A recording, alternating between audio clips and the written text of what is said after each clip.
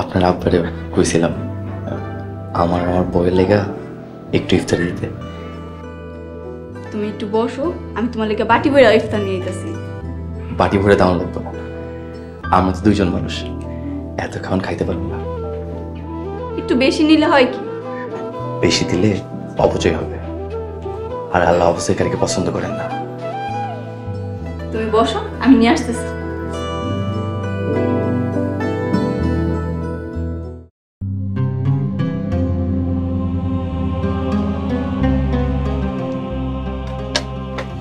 এইটারে সাইড ভাগ করো। আইসা আমরা একটা তোমার খানে বাগ বসাই দিছি না ভাইজান?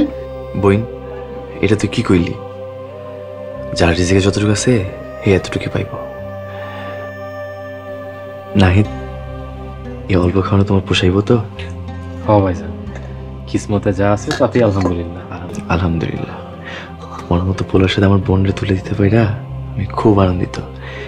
যে কোনো পরিস্থিতিতে এভাবে আল্লাহ শুক্রিয়া আদায় করবা। আল্লাহ শুক্রিয়া আদায় করলে আল্লাহ নিয়ামত বানায় দেন। জি ভাইজান।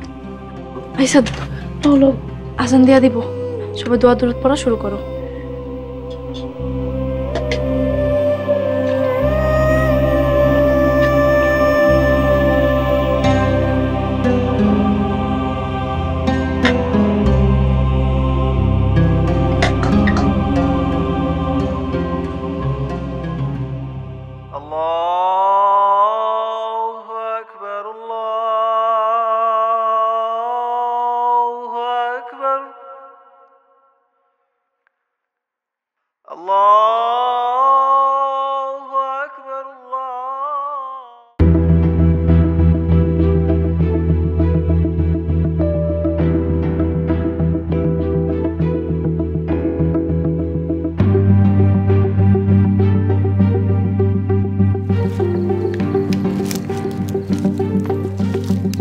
আসসালামু আলাইকুম। কেউ সালাম দিলে সালামের জবাব দিতে হয়, তাও দেখি শিখেন নাই। ওয়ালাইকুম আসসালাম। আপনি রোজা রাখছেন? হ্যাঁ, জিজ্ঞেস করছে আপনি রোজা রাখছেন? ও মানে রাখি। সত্যি কথা কোন, মিথ্যা কথা কইলে কিন্তু কবিরা গুনাহ হইব। হ রাখি, কিন্তু মাঝে মাঝে খায় ফেলাই। দিনের বেলাও কি খান? ও মাঝে মাঝে। আল্লাহ মাফ করো, আপনি এত বড় হয়েও রোজা রাখেন না। ইসলামে 5টি স্তম্ভের মধ্যে একটি হইছে রোজা রাখা, আপনি তাও রাখেন না। আমার ভুল হয়েছে, মাফ করে দেন। আমার কাছে মাফ চাইতে হইব না, আল্লাহর কাছে মাফ চান। আর আমার একটা কথা দেন, আপনার রোজা ভাঙবেন না?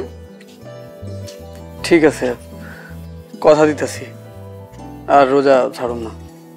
এই লাড্ডু, আপনি সব রোজা রাখেন তো? হ্যাঁ, আমি তো একদম ছোটবেলাতে রাখি। Good boy. আরেকটা কথা, রোজা ভাঙা যাইব না।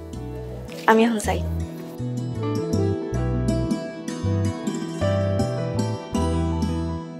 ভাই, উনি আমার লাড্ডু করলো কেন? আমি কিন্তু খুব মাইন্ড করছি ভাই। ওই নেতার মায়া কইছে, সমস্যা কি? নেতার মায়া হয়েছে দেখে মুখ দিয়ে যাইব তাই কইব। আর আমার দেখতে কোন দিক থেকে লাড্ডু মনে হয়? নেতার মায়া কইছে তুই লাড্ডু, তুই লাড্ডু। ওই যাও ভাই, আমার লয়ে যাও না ভাই। নগদ পেমেন্টে 500 টাকা পর্যন্ত ক্যাশব্যাক আর লেনদেনে প্রতিদিন ডিপ ফ্রিজ এবং ঘন্টায় ঘন্টায় এসি টিভি সহ দারুণ সব গিফট।